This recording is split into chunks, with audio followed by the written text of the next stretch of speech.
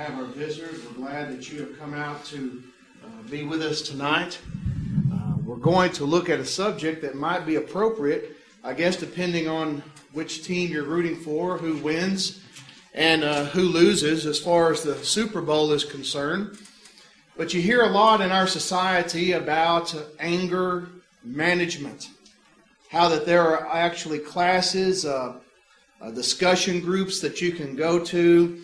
Sometimes people who are guilty of criminal offenses are assigned to go to anger management classes. And we know that anger is a part of the human experience. The Bible talks about anger and talks about that subject. It is part of who we are. And what we're going to talk about tonight is anger management. James chapter 1, verses 19 through 21, James by inspiration says this. He says, "So then, my beloved brethren, let every man be swift to hear, slow to speak, slow to wrath.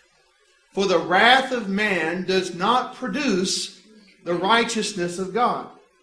So we're told here by James, as he writes by inspiration, that we are to be quick to listen, slow to speak. And how often we're the very opposite of that. But we are to be quick to listen, slow to speak, and slow to wrath. Slow to get angry. Because anger, this wrath of man, does not produce the righteousness of God. It is different than God's righteousness. However, in reading this verse, we come across verses like this, talking about Jesus Christ. Mark chapter 3 and verse 5, it says, "And when he had looked around at them with anger, being grieved by the hardness of their hearts, he said to the man, 'Stretch out your hand.' And he stretched it out, and his hand was restored as whole as the other." Here was a person that was there on the Sabbath in the synagogue. He had a withered hand. The religious leaders were watching him, scrutinizing Christ to see whether he would heal on the Sabbath. And it says here that he looked around at them with anger. Christ got angry. Christ went into the temple on two different occasions, the beginning part of his ministry and the end part of his ministry, and cleansed the temple, drove out the money changers, overturned tables. Christ got angry. So when we look at that, we have to understand that there must be a proper type of anger.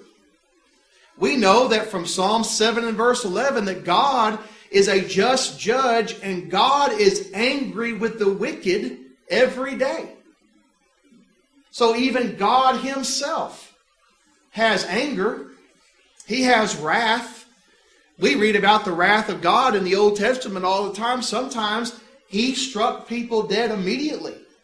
Other times people were given more time to come to repentance. Even in the New Testament, you read about people like Ananias and Sapphira struck down immediately. God has wrath. God has anger. However, God does not sin. 1 John chapter 1 makes it very clear that God is light and in him is no darkness at all. So we need to find the balance here. We need to see what is going on when on the one hand the Bible tells us about anger and the dangers thereof, but on the other hand we see that God has anger and his son Jesus Christ, who was both divine and human, he got angry. There are passages that we're going to look at, and we're going to put them all together, and we're going to look at some things concerning anger management. Proverbs chapter 21 and verse 19 says, "It's better to dwell in the wilderness than with a contentious and angry woman." Now, I know there are some husbands that are saying, "Yeah, that's right. That's exactly right." So there is an alternative to living with someone who's contentious and angry, and that is to dwell in the wilderness than with someone like that. But here's something for the men as well. Proverbs 22, verses 24 through 25, says, "Make no friendships with an angry man, and with a furious man do not go, lest you learn his ways and set a snare for your soul."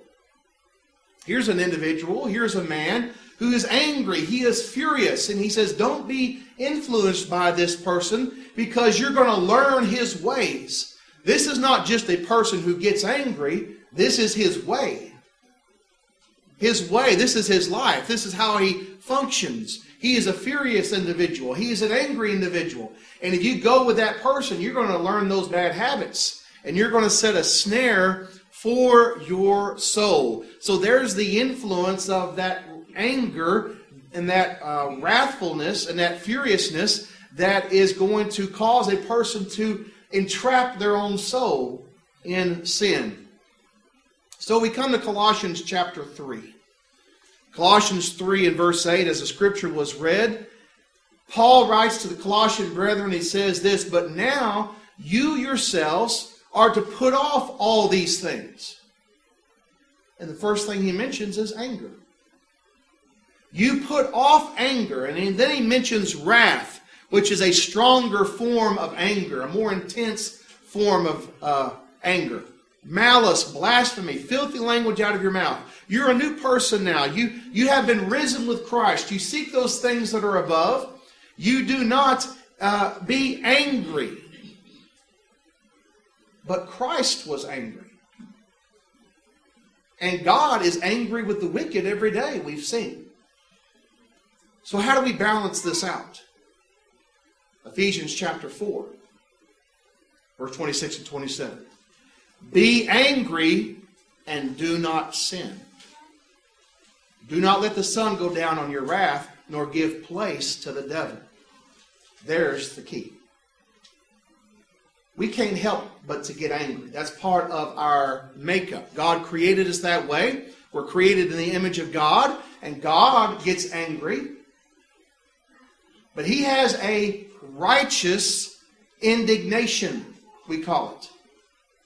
A righteous indignation. A right reason to get angry. So we have to understand that when the Bible is condemning anger, it's condemning a sinful type of anger. It's condemning an anger that causes us to do something that is contrary to the will of God. Anger is a part of who we are. So that's why Paul says, you be angry and do not sin. Jesus, while He was on earth, as we've seen these passages, He got angry. Now remember the passage that we looked at. He got anger, and He had anger towards them because of the hardness of their heart. He grieved over their hardness, their hard-headedness, the fact that they would not listen to God's will. That was righteous indignation. That was a right reason to get angry. However, that did not cause him to sin. That did not cause him to do something that's contrary to the will of God. And there are things that should anger us if we are living a righteous life and in our minds in harmony with righteousness. Things that are around us in our society should anger us. We should be angry concerning the abortion laws and the killing of the unborn. That should anger us, that the unborn are being slaughtered in our country, about 4,000 every day. However, if that causes me to go out and kill an abortion doctor, that is the wrong type of anger. I've allowed my anger to cause me to sin. If it causes me to go out and burn down an abortion clinic, that's not the solution. My anger needs to be directed in a proper channel in which I vote. And I let my voice be made known concerning the right person that is to be in the office who will try to turn around that slaughter that's been in our nation for over 30 years. That's how our anger should be channeled in a right direction. Be angry and do not sin. And notice the latter part of that verse, nor give place to the devil. When we allow our anger, to get out of control, we're giving the devil an opportunity to work in our life. But it's okay, it is right, it is proper for us to have righteous indignation or a right reason to be angry. I want to give you tonight, very briefly, 6 principles in anger management. How that we can manage our anger. Because we're going to get angry from time to time. Husbands, wives, children, parents, employees, employers, classmates, teachers. We're going to face anger in our everyday social activities. So we need to be able to handle this. Number 1, ask yourself what is really motivating your anger. Is it a righteous anger directed to what is sinful, or is it motivated out of feelings of inadequacy, jealousy, or because you simply do not get your way? That's what we must ask ourselves. Remember Jonah, the book of Jonah, Jonah 4 and verse 4. He was told to go preach to Nineveh, and he didn't want to go, so he went the opposite direction, and God had to persuade him to go and preach to Nineveh. And he went eventually, reluctantly, because he hated the Ninevites. He didn't want them to be saved. He preached to that city. They, from the very top to the bottom, repented of their sins, and God spared the city, and Jonah got mad about it. He got angry. He said, I knew you were going to do that. I knew you would forgive them if they repented. And God asked Jonah in Jonah 4 and verse 4, is it right for you to be angry? Of course, the answer to that's no. He had a selfish, sinful anger. He should have rejoiced over the Ninevites repenting of their sins. However, his anger was contrary to the will of God. So we need to ask ourselves, what is motivating that anger that we have in our life? Number 2, ask yourself if your expectations are too high for others.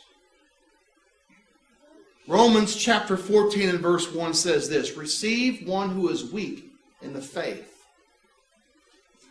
There are some who are Christians who are weak in the faith because of 2 reasons. Number 1, they're new converts. We cannot expect someone who was just baptized last week to be as strong a Christian as someone who's been in the church for 50 years. And if we have that expectation of them, it's an unreasonable expectation.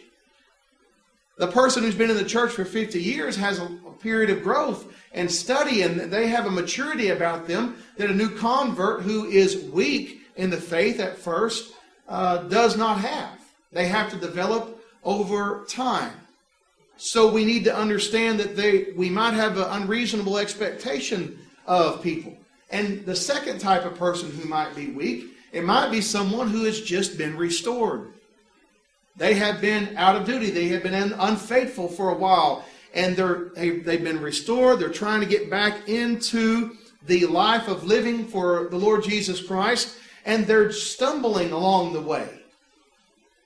And we get angry at some of the things that they are doing. And so we need to realize that some of our expectations may be too high for others.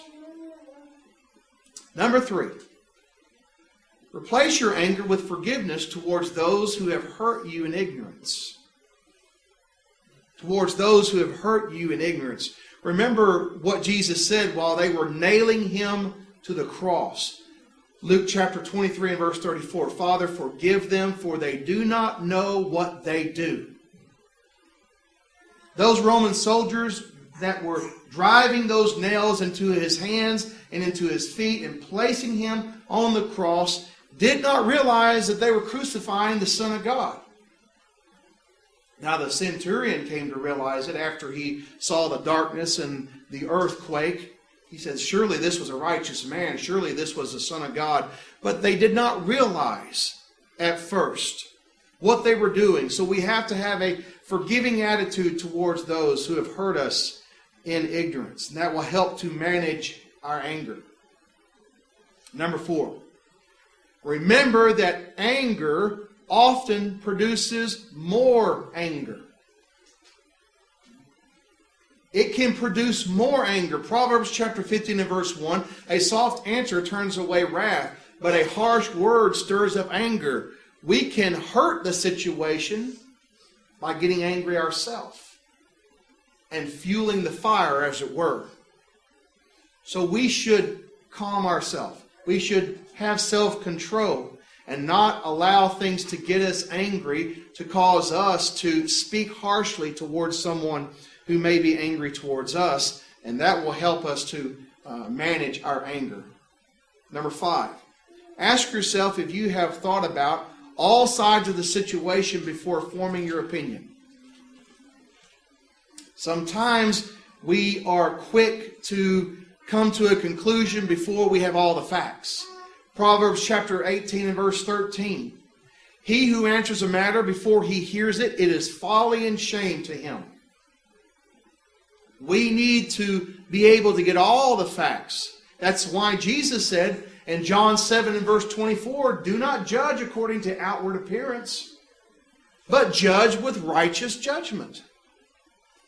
We need to have all the facts. We have to judge righteously, not judge on how something may appear without having all the facts. And finally, number 6, in managing our anger. Pray about your unrighteous anger and confess your faults to God. All of us have gotten angry, and God could have asked of us the same thing He asked Jonah. Do you have a right to be angry? Is it right for you to be angry? And really the answer would have to be no. So we have to seek God's forgiveness. James chapter 5 and verse 16, confess your trespasses to one another and pray for one another that, that you may be healed. The effective fervent prayer of a righteous man avails much. So we have to recognize the unrighteous anger in our life and confess that. Be willing to let that go. Be willing to seek God's forgiveness in a situation like that. And if we're going to be angry, we need to be angry and sin not. Don't give the devil a place in our life or an opportunity in our life. Anger management. This is something we all have to face. This is something we all have to deal with in our life. Perhaps you're dealing with it right now. You have anger in your life. It's caused you to sin. It's caused you to do things contrary to the will of God. And you're a child of God. We urge you to repent of your sins, confess your sins, and we can pray with you and for you that you might be restored. If you're not a Christian, we urge you to obey the gospel. Confess your faith, repent of your sins, and be baptized, immersed in water for the forgiveness of your sins. And the Lord will add you to His church. As always, the choice is yours while we stand and sing.